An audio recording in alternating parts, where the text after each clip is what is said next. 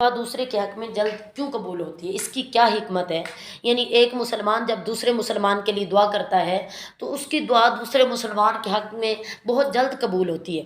مولانا روم علیہ رحمہ مثنوی شریف میں لکھتے ہیں کہ اللہ تعالیٰ نے پیغمبر حضرت موسیٰ کلیم اللہ سے فرمایا، اے موسیٰ، ایسی زبان سے مجھ سے دعا مانگو جس نے کبھی کوئی قصور نہ کیا ہو، کوئی خطا نہ کی ہو۔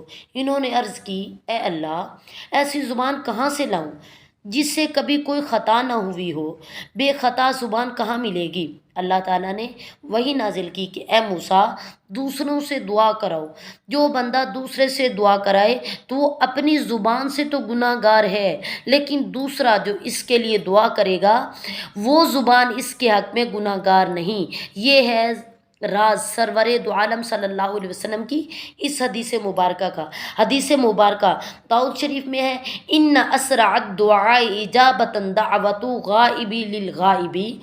وہ دعا بہت جلد قبول ہوتی ہے جب کوئی بھائی اپنے بھائی کے لیے دعا کرتا ہے۔ یہ ہے وہ راز جو اللہ والے ایک دوسرے سے کہتے رہتے ہیں۔ ہمارے لیے دعا کرنا یہ بے اصل تھوڑی ہے، اس کے بہت ثبوت ہیں اور حدیث مبارکہ میں یہ واضح بتا دیا گیا ہے۔